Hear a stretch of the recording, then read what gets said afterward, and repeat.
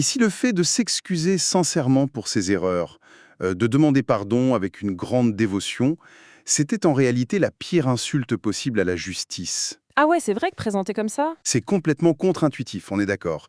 D'ordinaire, la repentance est perçue comme le sommet de la vertu morale. Tout à fait, ouais. Mais pourtant, c'est le postulat théologique extrêmement radical qu'on va aborder aujourd'hui pour cette nouvelle exploration approfondie. Et c'est un point de départ qui bouscule pas mal, hein. Parce que ça s'attaque directement à la manière dont l'être humain gère sa propre culpabilité. Et ça depuis des millénaires. Absolument. Alors, notre mission du jour, c'est d'analyser les sources tirées d'un ouvrage assez fascinant, écrit par Paul Sejong, et le titre, c'est « Le salut déjà accompli, Romains 1 ». En gros, le livre présente l'épître romain comme la véritable Magna Carta de l'Évangile. Mais attention, hein, l'auteur à l'aborde à travers une lentille très, très spécifique. Sans le moindre compromis même, on peut dire. Exactement. Et juste un rappel rapide, avant de plonger dans le vif du sujet. Notre but ici, c'est pas du tout de valider ou de promouvoir cette théologie, hein, ni de prendre parti. Non, bien sûr que non. Notre objectif est purement analytique. On veut examiner de manière tout à fait impartiale l'architecture des arguments de l'auteur et comprendre pourquoi cette perspective a un tel impact psychologique. Le cadre est bien posé. Et je pense qu'il est important de préciser d'emblée que l'objectif de ce livre, c'est pas de fournir un énième commentaire académique poussiéreux. Ouais, on n'est pas dans un manuel d'histoire, quoi. C'est ça. L'auteur cherche vraiment à présenter ce qu'il nomme l'évangile de l'eau et de l'esprit, et pour ça, il renverse complètement la vision traditionnelle de la rédemption. C'est-à-dire? Eh bien, selon lui, le salut, c'est en aucun cas une transformation morale progressive, ni un effort d'amélioration de soi. En fait, c'est une transaction historique et légale, strictement binaire. Ok. Et elle est accomplie en deux étapes totalement inséparables, le baptême de Jésus, qui représente l'eau, et sa mort, qui représente le sang. C'est une perspective qui est vraiment cruciale pour quiconque s'intéresse à l'histoire des idées, ou même à l'évolution des dogmes. Totalement. Et plus largement à la psychologie du fardeau mental, tu vois? Parce que pour toute personne qui a déjà ressenti le poids écrasant d'une conscience troublée, Ou l'épuisement avec toutes ces exigences religieuses. voilà. Eh bien, ce texte propose une alternative vertigineuse. L'idée que tout effort humain pour se racheter, ce serait non seulement inutile, mais ça viendrait carrément annuler la justice divine.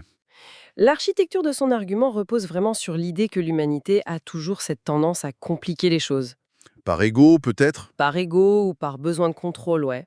Alors que, d'un point de vue purement juridique, la situation a déjà été parfaitement et définitivement réglée, selon lui. Ok, décortiquons cela.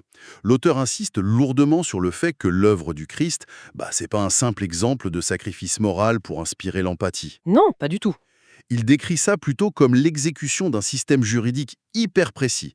D'ailleurs, le texte ancre le récit dans l'histoire en rappelant que Jésus devait obligatoirement être de la lignée de David. Oui, c'est un point clé. C'est pas juste un petit détail généalogique en passant, c'est carrément une exigence légale incontournable pour être qualifié en tant que Messie devant le tribunal céleste. Tout à fait. Mais j'ai bloqué sur un point fondamental du texte. Historiquement, tout le monde connaît l'image de la croix, c'est le symbole ultime, on est d'accord. Bien sûr. Mais l'auteur passe un temps fou, mais vraiment des chapitres entiers, sur le fleuve du Jourdain. Ah oui, l'eau. Ouais, pourquoi cette insistance absolue sur l'eau? En lisant, j'avais l'impression qu'il affirme que sans ce baptême, la croix ne sert strictement à rien. Est-ce que j'ai bien saisi la mécanique du truc? Ce qui est fascinant ici, c'est la façon dont l'auteur réhabilite toute la mécanique de l'Ancien Testament pour expliquer le Nouveau.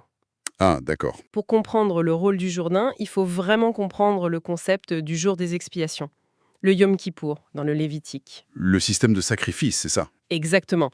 Dans le système antique, il suffisait pas juste de tuer un animal pour effacer les fautes. Il y avait un protocole légal incontournable. Un protocole, c'est-à-dire? Le grand prêtre devait d'abord imposer ses deux mains sur la tête de l'animal, souvent le fameux bouc émissaire d'ailleurs. Ah, le terme vient de là, ouais. Voilà.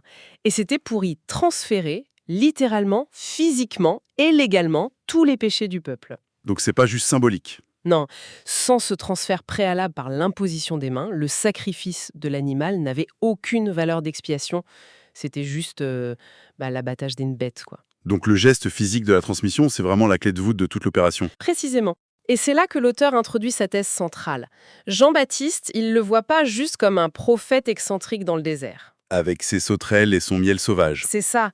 En tant que descendant direct d'Aaron, le texte le positionne comme le tout dernier grand prêtre de la terre, le représentant légal de toute l'humanité. Ah ouais, carrément. Et donc, lorsqu'il baptise Jésus dans le Jourdain, le geste de plonger dans l'eau, ça équivaut à cette imposition des mains antique. Ok, je vois où il veut en venir. C'est, selon l'auteur, le moment exact, le transfert légal où absolument tous les péchés du monde ont été transférés sur une seule personne. C'est dingue comme structure logique. Si on devait utiliser une analogie du monde des affaires, par exemple, Vas-y, je t'écoute. ça ressemble un peu à une immense opération de fusion-acquisition, tu vois, mais à l'échelle cosmique. Ah, c'est pas mal ça. Jésus aurait légalement acquis tous les actifs toxiques de l'humanité, toute la dette morale. Et ça, lors de la signature du contrat, donc le baptême. Ouais. Et une fois qu'il a toute cette dette à son nom, il liquide la société en déclarant une faillite physique totale. Et cette liquidation, ce serait la croix. Écoute, l'analogie de la fusion-acquisition, c'est très intéressant pour visualiser le mécanisme légal, Ça aide à comprendre le côté transactionnel. même si ça a une limite conceptuelle, hein. Dans le business, on absorbe une dette en espérant une restructuration rentable. Là, l'auteur soutient que c'est motivé par un amour absolu, sans attente de retour sur investissement. Oui, on n'est pas sur le CAC 40 non plus. Voilà, mais sur le plan strictement juridique, ton idée de transfert des actifs toxiques, c'est exactement ce que défend le livre. D'accord. L'auteur martèle que l'eau et le sang sont indissociables. Sans le transfert légal dans l'eau du Jourdain, la mort sur la croix n'aurait été qu'une tragédie historique. Juste une exécution romaine de plus, quoi. Exactement. Mais en aucun cas une expiation valide devant la justice suprême. Le baptême rend la croix légalement efficace. Eh bien, c'est là que ça devient vraiment intéressant. Parce que du coup, ça soulève un immense paradoxe psychologique. Ah, tu penses à la culpabilité ? Eh ben oui. Si, comme il le prétend, cette immense dette a été effacée et archivée il y a plus de 2000 ans, pourquoi la majorité des croyants continuent de se sentir si coupables tous les jours ? C'est la grande question. Le livre fait d'ailleurs une transition supernaturelle ici pour lancer une critique cinglante contre le légalisme, contre cette religion basée sur l'effort permanent. Oui, l'auteur est impitoyable envers ce qu'il perçoit comme l'hypocrisie des traditions religieuses établies. Il n'y va pas de main morte. Pas du tout. Il souligne que les institutions s'accrochent désespérément à des formes extérieures de piété. Elles maintiennent des rituels qui, selon lui, n'ont absolument plus le pouvoir d'effacer la culpabilité intérieure. Puisque ça a déjà été traité. D'ailleurs, il y a une anecdote assez grinçante dans le texte pour illustrer cette pression intenable. Ah oui, les pasteurs. Ouais. L'auteur évoque certains leaders religieux contemporains. Il les décrit comme des anges en chair le dimanche. Ils prêchent l'amour, affichent une santé impeccable. Et puis le reste de la semaine. Exactement. Une fois rentrés chez eux, à l'abri des regards, ils se transforment en véritables tyrans domestiques. Ils explosent de colère contre leur famille pour des détails insignifiants. C'est une image forte. Ça montre bien les symptômes d'un système malade où l'individu s'épuise à maintenir une façade parfaite par ses propres forces. Ça crée inévitablement une vraie cocotte-minute psychologique. Si nous relions cela à une vision plus globale de la sociologie des religions, on constate que les institutions préfèrent des systèmes que l'humain peut mesurer et contrôler. Des cases à cocher, en fait. C'est ça.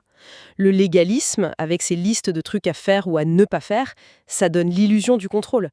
Mais l'auteur va beaucoup plus loin dans sa provocation. Sur la prière quotidienne, c'est ça le chauffe ? Oui. Il affirme que la pratique hyper courante de prier chaque jour pour demander à nouveau pardon pour ses petites fautes quotidiennes, la repentance continue, Ce que tout le monde fait, finalement. selon lui, c'est une insulte frontale à la perfection de la transaction initiale. Et c'est là que l'argument devient vertigineux. Une insulte, mais c'est totalement contre-intuitif, non ? Ça bouleverse nos habitudes, c'est clair. L'humain a fondamentalement besoin de sentir qu'il participe à sa propre réparation. Quand on fait une erreur, le réflexe sain, c'est de vouloir faire un effort, ou au moins de s'excuser formellement. Et pourtant, c'est précisément ce besoin instinctif que l'auteur identifie comme le piège ultime. Le piège. Oui, ressentir le besoin constant d'ajouter ses propres œuvres, même s'il s'agit juste de l'effort mental d'essayer de se purifier par des prières de contrition. D'accord. En fait, pour lui, ça revient à dire devant la cour céleste, le paiement initial n'était pas suffisant, il manque des fonds, je dois rajouter ma propre petite monnaie. Ah ouais, vu comme ça. Le livre soutient que cette attitude, même s'il a l'air super humble en apparence, elle annule purement et simplement le concept de grâce. Si je reprends l'analogie financière, c'est comme si... Exactement. Si une dette a été soldée par un bienfaiteur, continue à envoyer nerveusement des petits chèques de quelques centimes à la banque. Chaque mois, ça prouve pas de ta bonne moralité. Ça prouve juste qu'on ne croit pas que le solde est à zéro. C'est ça? C'est une inversion totale des valeurs. Essayer d'aider la justice divine en se sentant coupable serait la pire posture possible. Selon cette logique, oui. Mais du coup, ça m'amène à l'objection majeure. La question qui brûle les lèvres de tous ceux qui analysent cette doctrine radicale. L'antinomisme, je parie. Bingo. Si le salut est total et inclut les péchés futurs qui auraient été effacés il y a 2 millénaires, est-ce que ça donne pas un laissez-passer absolu pour commettre les pires atrocités? C'est le grand risque perçu. C'était d'ailleurs l'accusation contre les premiers chrétiens. Faisons le mal pour que la grâce abonde, quoi. Comment l'auteur gère cette énorme faille potentielle? Cela soulève une question importante, et l'auteur l'aborde de front dans le 3e chapitre. Il se base sur les écrits de l'apôtre Paul. Et il dit quoi? Sa réponse s'articule autour d'une distinction vitale entre l'esprit et la chair. Ok. Selon lui, une personne dont l'esprit a été véritablement transformé par l'acceptation de cette transaction, elle ne veut fondamentalement plus pécher. Son désir profond a changé. Voilà, l'individu fait pas le bien par peur d'une punition, mais parce que sa nature même a été modifiée. C'est beau en théorie, hein, mais la réalité de l'expérience humaine, elle nous rattrape vite. C'est vrai. L'humain reste faillible. Il trébuche tous les jours, même avec les meilleures intentions. Le texte est super lucide là-dessus. Il reconnaît que la chair, c'est-à-dire le corps, les instincts, les émotions, reste profondément faible jusqu'à la fin. Donc, on continue de faire des erreurs. Oui, mais l'auteur établit une différence catégorique entre trébucher par faiblesse humaine, ce qui est naturel, et pécher délibérément par incrédulité, en rejetant la vérité de la transaction en fait. Donc, les erreurs du quotidien sont couvertes. Déjà couverte par le transfert légal du Jourdain. Ça éradique l'angoisse de la damnation, mais ça n'efface pas le désir sincère de bien faire. Le livre utilise d'ailleurs plein de métaphores pour ça. Et il y a 2 images très frappantes. Ah oui, l'agriculture. La première, c'est l'analogie agricole. Il dit qu'une personne plongée dans une religion purement formelle, sans certitude intérieure, c'est comme de la balle sèche. L'enveloppe du grain. C'est ça, la petite enveloppe vide. Au moindre coup de vent, ou à la moindre épreuve, elle est balayée. Elle n'a aucune substance, aucun poids moral, par opposition au grain lui-même qui nourrit. C'est redoutablement efficace pour dénoncer le vide d'une pratique axée que sur l'apparence. Et pour contraster avec cette image très ancienne, il y a une référence inattendue à la pop culture. Ah oui, j'adore ce passage. Au milieu du traité théologique, l'auteur cite carrément le film Ghost, le film avec Patrick Swayze des années 90. Magnifique. Il l'utilise pour illustrer de façon viscérale la réalité du jugement après la mort. Il rappelle cette scène terrifiante où le méchant meurt et des ombres émergent des murs pour l'entraîner de force dans les ténèbres. C'est une scène super angoissante, ouais. Et l'auteur s'en sert pour dire que le jugement divin est implacable. Mais attention, ce jugement ne s'abat pas sur ceux qui font des erreurs par faiblesse. Il s'abat sur ceux qui refusent obstinément le cadeau gratuit de l'expiation. Absolument. C'est le cœur nucléaire de sa thèse. Le péché ultime, la seule transgression qui condamne réellement un être humain, ce n'est pas le comportement défaillant au quotidien. C'est quoi alors? C'est l'incrédulité. C'est le refus intellectuel d'accepter que cette transaction s'applique à soi.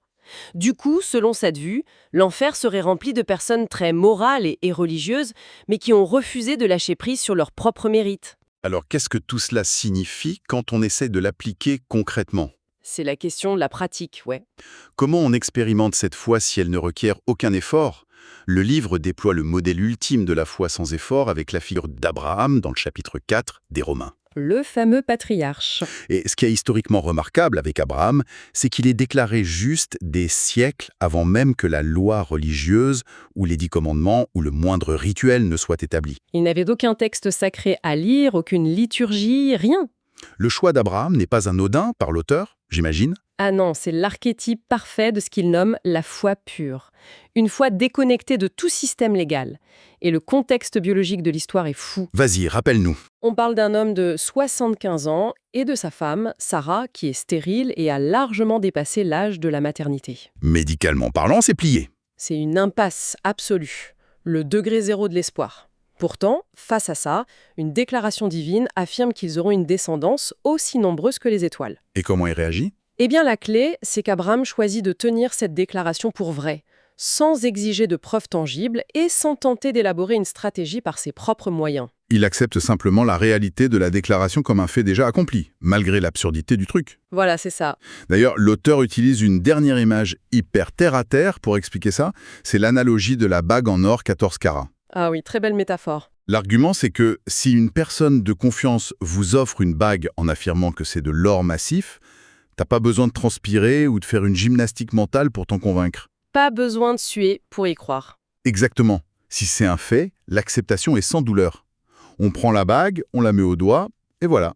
Mais cette simplicité apparente, en fait, elle cache la plus grande difficulté pour l'ego humain. Notre besoin de faire des efforts? Ouais, essayer de se forcer à croire, c'est encore perçu par l'auteur comme une tentative de produire une œuvre humaine, un labeur pour mériter l'approbation divine. Comme si on voulait fabriquer la vérité soi-même. C'est tout à fait ça. Or, la vérité existe indépendamment de l'effort ou du doute humain. Que l'on doute ou qu'on croit que la bague est en or, sa composition reste de l'or. La réalité ne change pas en fonction de notre ressenti. Reconnaître sereinement un fait libère instantanément l'esprit du fardeau écrasant de la performance religieuse. Eh bien, c'est un renversement de paradigme vraiment monumental. Si on doit résumer le voyage de cette exploration approfondie, les sources d'aujourd'hui nous éloignent radicalement d'une spiritualité basée sur le mérite et le cycle de la culpabilité. On passe à une toute autre logique. À la place, on a cette architecture juridique froide mais parfaite. Le baptême absorbe la dette et la croix liquide le paiement. La foi, ce serait juste l'acceptation intellectuelle d'un cadeau inestimable, sans aucune culpabilité résiduelle. C'est une excellente synthèse. Et si on sort un instant du cadre strictement théologique, ça soulève une réflexion presque vertigineuse. Je sens que tu vas nous faire réfléchir. Imaginons un seul instant que l'humanité abandonne définitivement le concept de dette morale et de culpabilité continue pour opérer depuis un état de perfection déjà accompli. Ah ouais. L'impact serait massif. Comment ça transformerait notre monde ? L'impact sur la santé mentale, ravagée par l'anxiété de ne jamais être à la hauteur. Ou même nos systèmes de justice pénale, basés sur la rétribution. Et le pardon au quotidien, entre les gens? Une civilisation totalement libérée de la culpabilité finirait-elle par sombrer dans le chaos moral ou atteindrait-elle la forme la plus pure de la compassion authentique ? Quelle perspective troublante pour terminer. C'est précisément ce qui pousse à regarder au-delà des apparences. L'exploration de ces sources prouve que réévaluer d'anciens concepts peut offrir un miroir incroyable à nos angoisses modernes. Absolument. Il appartient à quiconque de continuer à interroger ses lectures. Et pour reprendre notre métaphore du début, cette réflexion, c'est un peu comme une radiographie. Ça montre ce qu'il y a à l'intérieur. Voilà. La radio ne guérit pas l'os brisé, elle révèle la fracture. Mais ce texte nous invite à imaginer un monde où, en regardant le cliché, on s'apercevrait que la fracture, en fait, a déjà été parfaitement réparée. Merci à tous pour votre écoute.